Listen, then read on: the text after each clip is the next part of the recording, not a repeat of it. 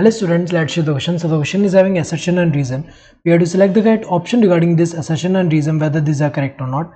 Assertion is the ploidy of primary endosperm nucleus in angiosperm is 3n. This one is correct.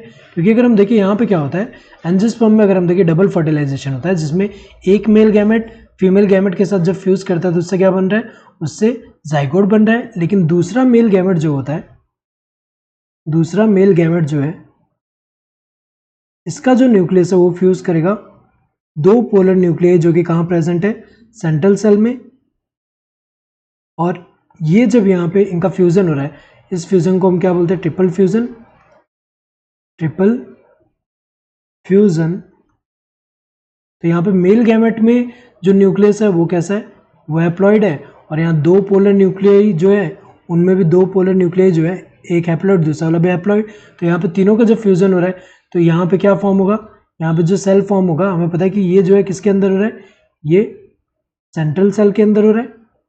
और central cell से क्या बनेगा, primary endosperm cell, जिसके अंदर जो है कौन सा न्यूक्लियस होगा, प्राइमरी एंडोस्पर्म न्यूक्लियस।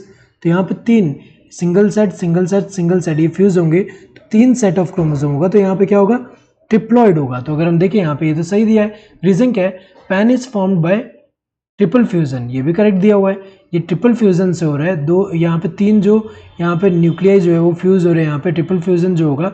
तो इस वजह से अगर हम देखें तो यहाँ पे क्या हो रहा है, ट्रिप्लॉइड बन रहा है। और सारे ये तीनों जो हैप्लॉइड है और ये फ्यूज होंगे तो इससे क्या बन रहेगा, ट्रिप्लॉइड बन रहा है।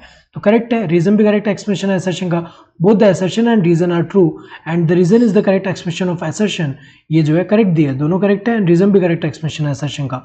Both the assertion and reason are true but the reason is not a correct expression of the assertion. ये जो है गलत दिया है क्योंकि रीजन तो करेक्ट एक्सप्रेशन है असर्शन का। Assertion is true but the reason is false, ये गलत दिया हुआ है क्योंकि यहाँ पे रीजन फॉल्स नहीं है, ट्रू है।